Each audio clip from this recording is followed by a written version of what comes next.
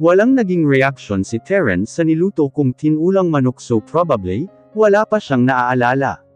O hindi pa roon umaabot ang alaala niya, pero hindi bale, may ibang panahon at paraan pa naman. Napahinga ako ng malalim, malakas man ang sounds ng TV, ngunit ang utak ko naman ay hindi magawang makapag-concentrate.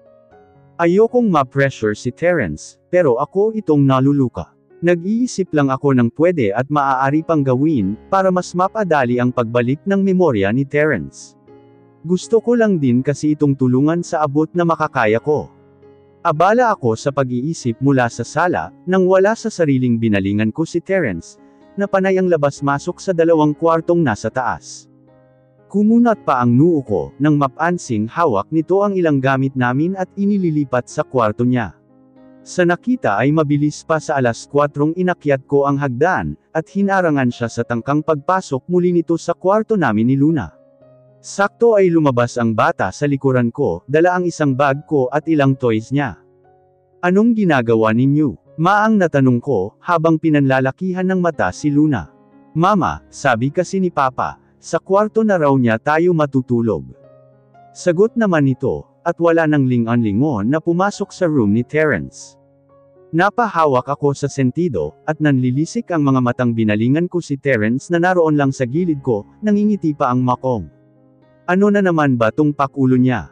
Simula ngayon ay doon na kayo sa kwarto ko matutulog, pahayag nito at mahina akong itinulak papasok sa kwarto namin ni Luna. Bakit nga? Naguguluhan ko paring tanong habang pilit na itinutulak din ito. Kalaunan ng tuluyan na kaming makapasok sa loob. Nakakaloka talaga. Nalingat lang ako saglit, kung ano-ano nang pinaggagawa. Kinunsaba pa si Luna na mukhang gusto rin. "Ayaw mo ba?" Aniya nang huminto sa harapan ko. "Asawa naman na kita, hindi ba?" Sa sinabi nito ay halos malaglag ang pangako, pagakpa akong napatawa, habang maang na pinagmamasdan siya. Asawa talaga. As far as I remember, wala akong matindaan kung ano ng estado ng relasyon namin. Binahay mo na ako, Terence, pero girlfriend lang ang offer mo sa akin. Tanda mo ba? Taas ang noo kong pagpapaalala rito. So, gawin kong 50 milyon ang bayad para maging asawa na kita. Matigas niyang sambit, at tumagilid pa ang leeg. Halos mamula ang leeg ko sa narinig. Talaga bang bayaran ang turing niya sa akin, ano? Wala sa sariling naikuyong ko ang 2 kamao, pinipigilan ang sarili kong huwa itong sampalin. Hindi ganoon. Ano ba? Naiinis kong turan dito, saka pa siya bahagyang itinulak. Hindi pa tayo kasal pero kung ituring mo ako ay asawa.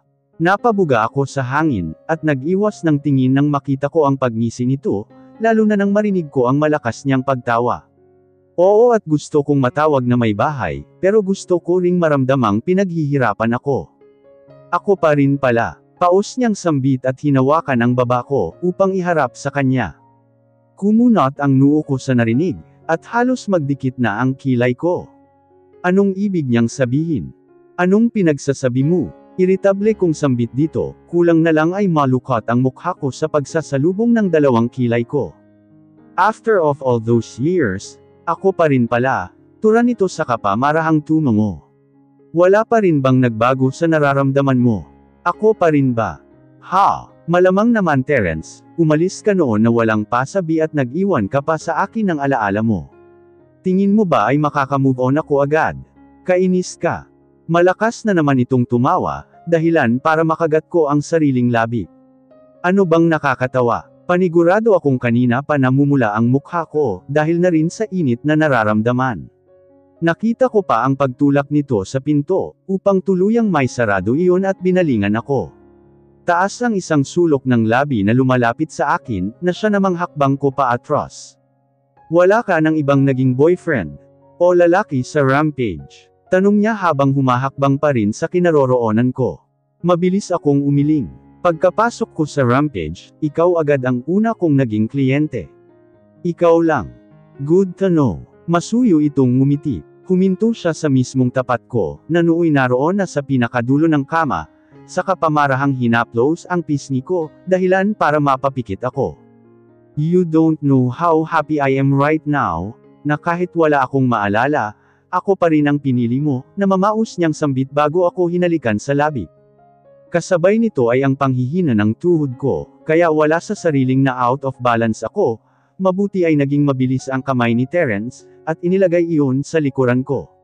Siya na rin mismo ang umalale sa akin pahiga sa kama, na mabilis niyang sinundan. Nagpabigat ito sa akin na walang tigil pa rin sa paghalik sa labi ko, na siyang bukal sa puso kong tinatanggap at sinusuklian. Ewan ko pero nagugustuhan ko na rin ang pakiramdam ng malambot niyang labi, na umaangkin sa akin. Hinaplos nito ang buhok ko pababa sa aking leeg, hanggang sa omar ko ang katawan ko nang bumaba pa iyon sa harap ko. Iyon ang pinagdiskitahan ng isang kamay niya na parang isang batang pinaglalaroan yun. Terence, impit kong tawag ng pakawalan niya ang labi ko. Bumaba ang halik nito sa pangako, at bago pa man iyon tuluyang bumaba sa leeg ko, ay marahas na bumukas ang pintuan, kaya wala sa sariling na itulak ko si Terence. Papa, tili ni Luna at nagmamadaling dinaluhan si Terence, na ngayon ay nakasalampak na sa sahig. Baby, gusto mo bang dito ka na lang matulog, tapos kami ni mama mo ay sa kabila nito? Dinig kong pahayag ni Terence. Dinungaw ko si Terence at nakitang nakangiwi ang mukha niya, dahilan para matawa ako, kapag kuwan ay hinela ko ang buhok nito, marahang sinabunutan ng ma-realize ang kanyang sinabi. Mama, si Luna na naguguluhang tumingin sa akin. Hindi anak, sama ka roon sa kwarto, pahayag ko na siyang ainalmahan ni Terence, ngunit wala na ring nagawa. Sa sobrang saya ni Luna noong oras na yon, ay halos alas 12 na siya nakatulog, at nangyari nga ang gusto ni Terence. Naroon kami ngayon sa kwarto niya, at magkakatabi sa kama, si Luna ang nasa dulo at katabi ang pader. Nasa gitna ako samantalang si Terence, ay nasa gilid ko na siyang mahigpit ang yakap sa baywang ko. Panay pa ang singhot nito sa buhok ko, kaya hindi ko rin magawang makatulog. Huminga ako ng malalim, bago siya marahang hinarap na ngayon ay dilat na dilat pa rin, nang magtama ang mga mata namin, ay ngumiti ito sa akin. Hindi ka pa ba inaantok? Mahinang usal ko, upang hindi magising si Luna. Umiling lang siya at isiniksik ang mukha sa leeg ko, kasabay nito ay ang pag-usbong ng kanyang ibaba dahilan para manlaki ang mata ko. Terence, lumayo ka nga, asak ko rito saka siya pilit na itinutulak. Dinaig mo pa si Luna kung makayakap. Naputol ang dapat na sasabihin ko, nang tumunog ang cellphone nitong naroon sa bedside table, kaya pareho kaming natigilan. Mabilis niya iyong kinuha at tiningnan, kung sino ang tumatawag. Unknown number. Kumunot ang noo ko nang umayos si Terence, at naupo mula sa pagkakahiga. Isinandal pa nito ang likuran sa headboard ng kama. Ilang segundo lang nang sagutin niya iyon gamit ang malumanay na boses. Hello, who's this? Anang Terence sa kabilang linya. Yeah, Sean of Sawyer, right. Sandali pa itong tumigil para siguro pakinggan ang kausap. Tungkol ba sa trabaho niya? Teka, anong oras na Gabing-gabi na para sa trabaho. What do you mean? Kita ko ang pagkunot ng noo niya saka pa ako sinulyapan. Halos hindi na may pinta ang mukha nito, kaya wala sa sariling bumangon ako, upang pantayan siya. Kalaunan ay tumawa ito na mas lalong nagpakunot ng noo ko. Hinahanap ka, aniya at ibinigay pa sa akin ang phone. Ako, sino raw? Para masagot ang sariling katanungan ay inabot ko iyon, saka inilagay sa kaliwang tainga, ilang segundo siguro nang hindi ako magsalita, at pinapakinggan lang ang kabilang linya. Hello, sino to? Nang inag pa ang kamay ko, kaya hinawakan iyon ni Terence para pakalmayin. It's me, Sean, sagot nito sa kapatumikim. Sean, si Sean na sa pagkakaalam ko ay boyfriend o client ni Shamsi. Napatawag ka. Anong mayroon? Bakit alam mong nandito ako kay Third? Sunod-sunod kong tanong, Maisha, listen. You and me are cousins, direkta niyang pahayag. Sa narinig ay sandali akong natigilan, napatitig pa ako sa mukha ni Terence, na maang na pinagmamasdan ang magiging reaksyon ko. Magpinsan ang mga mommy natin, they're Chavez. Hindi ko na narinig ang huling sinabi niya nang mapasinghot ako. Maagap akong inilaw ni Terence, nang makita ang pagtangis ko. Ewan ko ba sa sarili, at naging mabilis ang pagluha ko. May magulang pa pala ako. Himala at buhay pa sila. Sa mga oras na yun, ay hindi ko alam ang mararamdaman, kung matutuwa ba ako at sa wakas, ay may pagkakataon pa akong makita sila o magagalit, dahil sa pag-iwan nila sa akin. Kaya ang lahat ng nararamdamang emosyon, ay idinaan ko na lang sa pag-iyak. Hush May, bulong ni Terence sa kapamasuyong hinalikan ng buhok ko. Serafina Chavez Montano and Samuel Montano is their name. Hindi ako halos makatulog kagabi, na parang isang bangungot ang sinabing iyon ni Sean, buhay pa ang mga magulang ko. So, all this time ba ay hindi man lang nila ako hinanap? Labis ang naging pagtarok ng kung anong kutsilyo sa puso ko.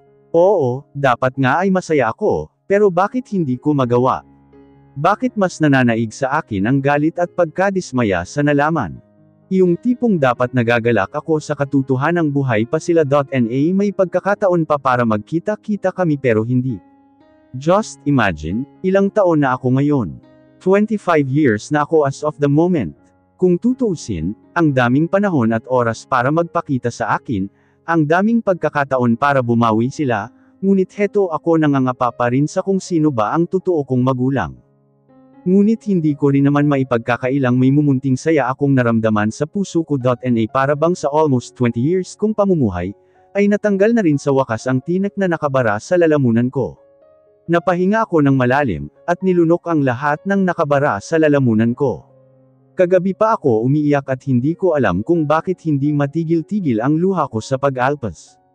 Mga walang kwentang tao ang iniiyakan ko. Tama ba to? Bakit nagagawa kong maging masaya sa isiping kahit papaano, ay may magulang pa ako, samantalang sila? Nagkaroon man lang ba sila ng konsensya sa ginawa nilang pagtapon sa akin? Here, drink it. Anang boses ni Terence sa gilid ko, saka pa inilapag sa harapan ko ang isang baso ng tsaa. Natapos na kumain ng agahan si Luna, kaya naroon na siya sa sala, nanunood ng morning cartoons. Samantalang ako ay hindi ko man lang mag-alaw ang pagkain, animoy nawala na sa huwisyo. Hinela ni Terence ang isang upuan sa tabi ko at doon naupo, diretso ang mainit nitong pagtitig sa mukha ko, na hindi ko naman nilingon. Abala ako sa pagmumuni-muni at natulala na lang sa kawalan. Tumikim si Terence na parang kinukuha ang atensyon ko, kaya marahan ko siyang nilingon, inabot pa nito ang isang kamay ko na naroon sa lamesa, sa kamasuyong dinala sa kanyang labi at hinalik-halikan. Maang akong tumitig sa mukha niyang tila na puyat din kakabantay sa akin, kita ko pa ang halos nangangitim nitong eyebags.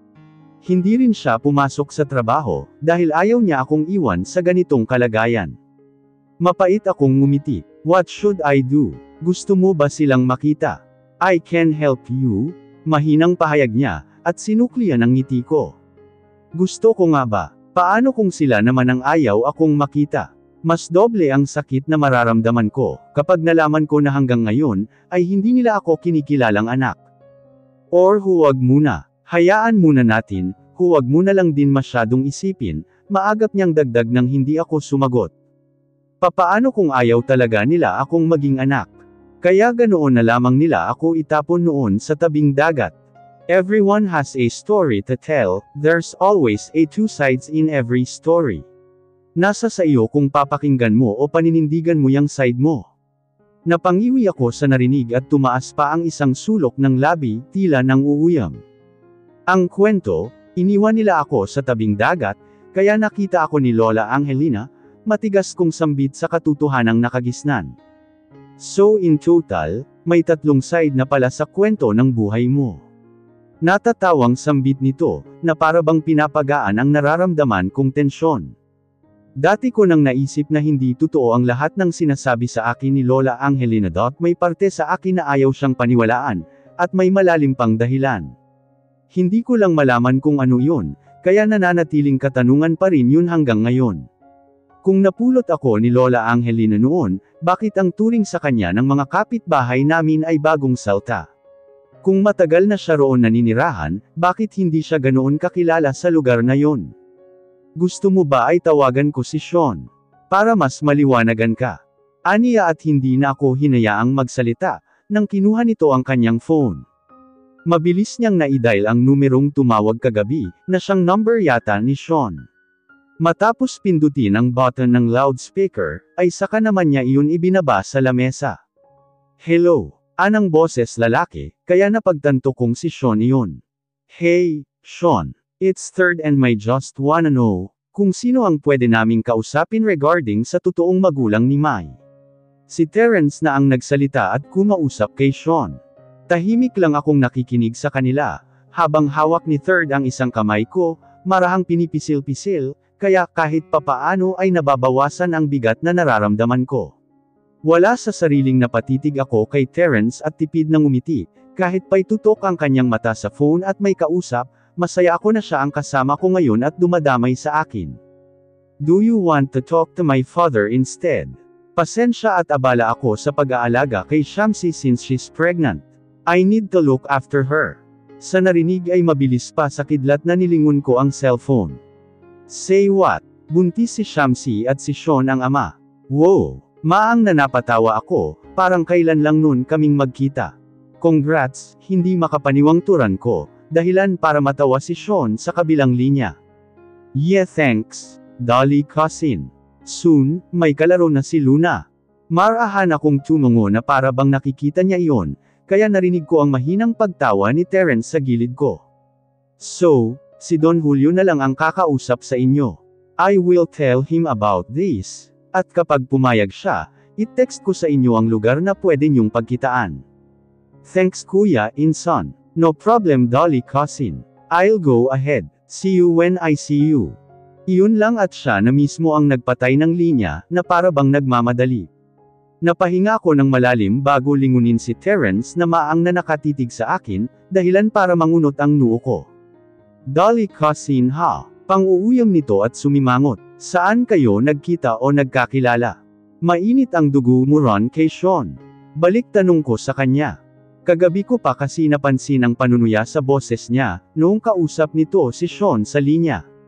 Ewan ko o baka masyado lang akong nag-iisip ng kung ano-ano. Not totally, siguro may kaunting hindi pagkakaunawaan lang sa business, paliwanag nito bago tuluyang tumayo at saka ako hinela. Nang makatayo ay mabilis niya akong niyakap, at marahan pang sinayaw, na parang hinihele, kaya wala sa sariling natawa ako, saka ko pa tinampol ang matigas nitong braso. There, aniya at hinalikan ako sa pisngi. So, saan nga kayo nagkakilala ni Sean? Sa park, malapit sa Demwartle. Kasama niya noon si Shamsi na siyang katrabaho ko sa Rampage, paliwanag ko habang dinadama ang pagtibok ng puso niya sa dibdib ko.